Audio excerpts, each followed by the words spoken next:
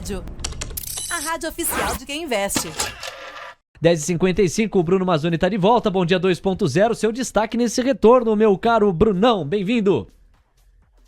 Fala, Léo. Bom dia 2.0 para todos vocês aí. Vamos lá, eu dou um destaque aqui que seria um trade macro para vocês ir se posicionando aos poucos, caso você aposte em uma tese que eu aposto, e é que o dólar terá um grande fluxo vendedor, DXY, não o nosso dólar aqui, mas o DXY pode ter fluxo vendedor, pessoal, para 2023.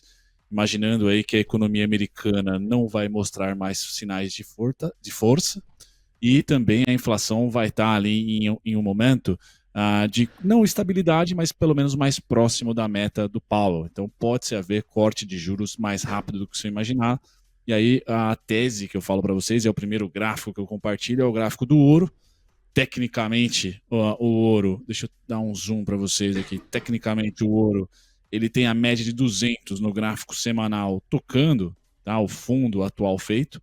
Tá? Então, com a queda do DXY, o ouro performa nas semanas, aqui são 2 meses, essa performance com a bolinha redonda amarela aqui, praticamente 2 meses de pregão, tá? Ele performa já numa recuperação. Recentemente, o dólar começa a subir um pouquinho, tecnicamente está dando o ar da graça, o ouro sofre. Então, ele está realmente correlacionado de maneira negativa com o DXY. Se você tem a tese que o dólar vai esfriar, porque a economia americana vai esfriar, tá? O ouro, aos poucos, pega aqui uma tendência que não é de curto prazo, uma tendência que eu trago o gráfico para vocês de 2015, esse fundo aqui é referente a 2015, tá? E cola pela primeira vez desde 2017, cola pela primeira vez aqui na média de 200, vindo de cima para baixo. Então o ouro, eu acho que é interessante, no curtíssimo prazo, novembro e dezembro, ele deve lateralizar nessa região amarela aqui, tá? No máximo vir para os 1.500 aqui, mas deve lateralizar aqui. E se ano que vem a tese tiver interessante, né, os Estados Unidos realmente mostrar um pouco mais de fraqueza na economia, ou a gente tem um cenário de superinflação, o ouro se beneficia muito. Cenário de recessão, superinflação, o Fed não vai poder, dentro de um cenário recessivo, subir juros. Ele vai ter que cortar juros. E aí o ouro se beneficia porque a inflação ainda vai estar alta, mas estagna a inflação. Então tem alguns cenários específicos para 2023 que o ouro parece dar o ar da graça depois de ter passado 2 anos, pessoal, neutro ou muito ruim. Ele não protegeu você de 2020 até agora da inflação, tampouco batalhou ali, de certa maneira, com outras reservas de valor. Commodities foi a grande reserva de valor 2020, 2021 e parte de 2022, tá? E 2022, desde o começo, o dólar virou a grande fuga de risco. Pode ser que o ouro seja para 2023. E aí, um dos ativos que eu tenho em posição, então disclaimer aqui, que você pode aplicar, né, operacionalizar esse trade macro, de ser mais ouro e menos dólar, menos juros, menos ações, tá? É você ir para a Aura. Tem diversas empresas que mineram ouro, tá? Na B3 aqui a gente tem a Aura, que é uma BDR, não é nenhuma estoque, não é nenhuma ação. E eu tenho para a Aura essa região de estabilidade de preços por volta aqui dos 28, 26 até os 24. Então eu vejo que a Aura está num fim de ciclo de queda, não é um trade para amanhã, como eu falei, é um trade mais de média, um trade macro, né? Mais vovô, tipo eu, assim, você vai se posicionar para o ano de 2023 e vai ficar comprando dentro de um range de preços, esperando que a sua tese na economia real dê certo, aconteça. E aí o rebote é o ativo se valorizar. Então eu tenho para a Aura aqui os pisos de preço entre 28 e 24 e os tetos entre 44 e 50. Então é uma variação aí que você pode se caprichar ganhar 100%. Muito bom. Quase 100%. É bem legal você visitar esse ativo de proteção de capital, que é o ativo de proteção de capital, digamos, número 1 no imaginário humano, certo? O ouro, ele foi ganhando esse simbolismo, essa crença, e foi se estabelecendo como principal ativo de proteção de capital. É claro que a Aura vai além do ouro, na medida em que ela, como qualquer empresa, está sujeita, para além do objeto sobre o qual mais incide o seu modelo de negócio, a questões de gestão, alavancagem e afins. Mas bem legal essa ancoragem de olhar e os pontos principais que você divide conosco. Bom, são 11 em ponto. Brunão, já devolvo para mais um destaque seu. Antes nós temos, com a Ellen Breunig, uma pergunta para o Guilherme Cunha que chegou. E é claro que você sempre fica à vontade para complementar. Pois não, Ellen? Então, tem várias perguntas, na verdade, chegando por aqui. A galera tá animada, mandando um monte de questões que a gente vai repassando aos poucos. Antes de fazer aqui, eu tinha pedido para fazer pro Gui, eu quero trazer uma que ainda era para Natália, mas com ponto de vista de proteção do Gui. Ele quer saber o seguinte, o Davi Ximenes, se os títulos do tipo Debenture, CRI, CRA e LF podem ser mais vantajosos mesmo sem cobertura do FGC. E para além disso, Gui, você acha uma boa ideia estar investindo em títulos que não têm essa proteção do Fundo Garantidor de Crédito? Eu vejo sim, o povo comprar umas ações aí esquisitas pra caramba e aí vai olhar o Fundo Garantidor de Crédito pra comprar renda fixa, né? Eu vejo que o maior risco que um investidor tem nessa área de renda fixa, Ellen, é a liquidez. É errar o vencimento do título, né? Então eu vejo que o mercado secundário tá bombando porque muita gente olhou só rentabilidade, não olhou vencimento, não se programou para aquele período e na hora de sair do ativo tem um deságio e acaba machucando o bolso na renda fixa. Mas o que ele me trouxe ali de pergunta, na verdade, as debêntures e o CRI e o CRA, você precisa muito mais estar olhando quem é o emissor e o seu rating ali dessa debênture, né?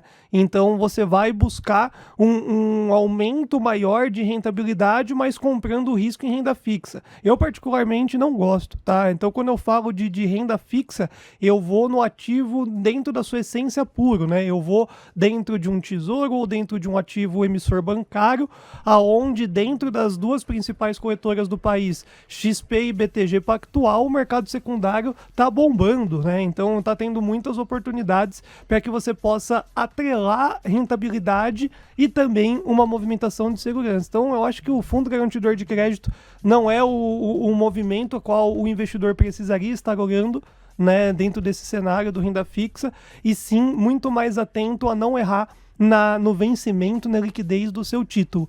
Então eu vejo dessa forma, porque o Fundo Garantidor de Crédito, a gente viu que foi acionado realmente poucas vezes no Brasil e em bancos, emissores bancários que eram extremamente duvidosos. Então eu acho que é um critério muito simples na hora de investir na renda fixa. E finalizo mais uma vez, vencimento. Todas as vezes que eu trabalhava no banco, né, e tive ali decepções de cliente na hora de fazer resgates antecipados, eram investidores que estavam olhando na ponta só rentabilidade e não se programou. Então, por isso que, inclusive, tem pós-fixado pagando mais de 100% do CDI e liquidez diária. Então, esse, para mim, é um título campeão de todos, porque a gente entrega alguma rentabilidade para você esperar a oportunidade. O gol de placa da renda fixa no Brasil. Eu já olhei pra TV. Eu já espiei pra tela. Não é possível. Dinamarca e Tunísia estavam no intervalo.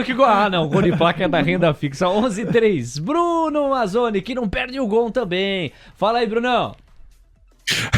Não, complementando não, né? Corroborando com o Gui aqui, renda fixa é a arte do vencimento, né? Você tem que se programar assim pro vencimento antes de qualquer coisa. E saber as diferenças clássicas entre pré-fixado e pós-fixado, um em IPCA e o outro em CDI.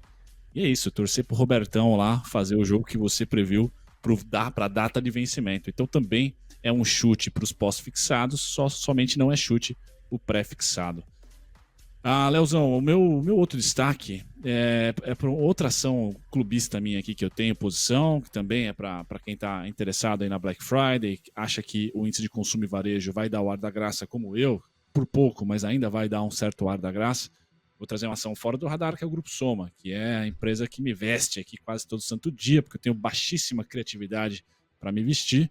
E a Hering faz parte do portfólio da Grupo Soma, se eu não me engano, a Animale também, para vocês mulheres que nos assistem. Então é um grupo interessante de vestuário, que eu tenho aqui os preços atuais bem descontados. Óbvio, pessoal, vai depender bastante de como vai estar a harmonia aí de Brasília para com a Faria Lima, mas eu ainda tenho como salário base mais um solavanco para cima. Qual é o alvo aqui do Grupo Soma que eu tenho? 16,57, 15,49. Chegou até o 15,3, mas não bateu nos outros dois. Então eu espero que a gente vai beliscar aqui por pouco essa máxima, e aí sim, depois a gente vai olhar para a Selic, vai olhar para todo 2023 com o mundo crescendo menos e o Brasil também crescendo menos. Então não é uma tendência de médio prazo, é simplesmente um trade de curtíssimo, aproveitando aí o rally natalino. E os preços atuais está no IPO, 10,90, tá? O 12,17 também é um bom preço que no curtíssimo prazo pode funcionar como uma resistência rápida, e os 10,45, 9,96. Então estou namorando aqui o Grupo Soma para fazer um movimento de curtíssimo prazo, tático aqui para vocês que gostam. Tenho a empresa por longo prazo, eu não sou trader da companhia, eu tenho para longo prazo, então disclaimer, mas eu tenho como cenário base para complementar que ela beija aqui os 16,57, os 15,49 até fim de janeirão. É ambicioso. Exatamente. Ambicioso é um bom adjetivo, meu caro Bruno Mazzoni. Brunão, você falava do petróleo hoje de manhã. Petróleo tinha tudo para apresentar uma dinâmica peculiar, né, específica, porque ontem foi um dia de forte queda. Hoje nós estamos vendo uma recuperação. Petróleo Brent nos 88,99 dólares no contrato que eu monitoro aqui, quase 89 dólares, voltando ao patamar dos 89, para os 90 não está tão longe. Queria que você revisitasse a commodity, com base no gráfico aí, para organizar as pontuações. Sim. Inclusive as Junior Oils, em cima desta recuperação do petróleo, vão tendo viés altista. A exceção é Petrobras. Nós sabemos que está longe apenas e tão somente de depender do petróleo, a Petrobras. Tem muito mais debaixo da ponte das águas ali da estatal brasileira. Tanto que Petri 3 está caindo quase 3,7%, agora em R$ 26,03 no limite. Petri 4 está em R$ 22,90. Você, Brunão? Vamos lá, Léo. Estou compartilhando com você o gráfico do Brentão, tá? Qual que é o cenário que eu tenho para o Brent no curtíssimo prazo, dezembro, janeiro, muito provavelmente. É esse cenário aqui, do pós-início do conflito Rússia e Ucrânia. Tá? Então é esse cenário que eu imagino, que eu vou grifar para ficar mais fácil para vocês, que tem uma rabisqueira danada aqui. Então é esse. Ups, rabisquei e apaguei, né? Calma aí, agora sim. Rabisquei e apaguei, brigando, agora sim. Então acho que vai estar meio amarelo para você aí. Se você usa um óculos como eu, que bloqueia luz azul, deve estar meio laranja para você. Então essa parte em amarelo, laranja e tal, é a parte que eu imagino o comportamento do petróleo. Então nesse momento ele está testando o fundo, tá?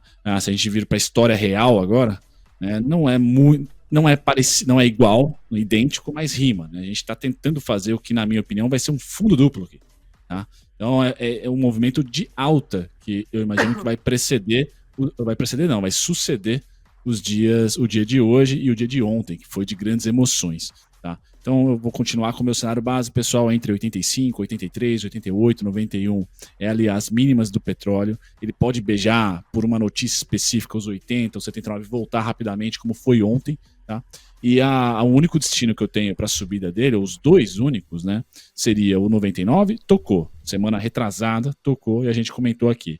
Mas tem o 101, tem o 102, que inclusive é o VWAP, e vamos supor que China leve galera nas costas aqui ano que vem, que é uma possibilidade. 111,63. Então esse cenário que eu tenho, Léo, eu sei que nesse momento de queda do petróleo é difícil apostar, mas eu não vejo baixas para o petróleo para além aí dos 83 dólares de maneira consistente, passar meses ali com contratos vencendo abaixo dos 83. Eu vejo que ele é nortista. Tá certo, Brunão. Receba o nosso abraço, parceiro. Amanhã a gente volta a conversar contigo. Até lá. Valeu, Léo. Até amanhã. Aliás, ô Bruno Mazzoni, aguenta aí. Entrevista com o IBGE foi boa ontem, que você deixou nossa audiência na curiosidade aqui. Cara, foi muito legal, foi muito legal. Agora a portaria do meu escritório aqui não tem mais pessoas, né? Só tem máquinas. Então teve um espaço bacana, tinha um cafezinho ali, a gente entrou, ela me entrevistou rapidinho, no celular. Tá vendo? Agora, curiosidade, é pro censo, que precisa ser atualizado. No último censo do Brasil foi 2010, 2020 não foi possível em função da pandemia, idas e vindas de orçamento e o IBGE com o compromisso de atualizar o censo. Deve ter sido isso, certo? Sem dúvida nenhuma, Datafolha, IPEC, todo agradece. Agora eles vão ter um censo um pouquinho mais atualizado, vamos ver se a margem de erro para a próxima eleição fica menos pior. Né? Tchau, Brunão, um abraço, até amanhã. TC Rádio, a rádio oficial de quem investe.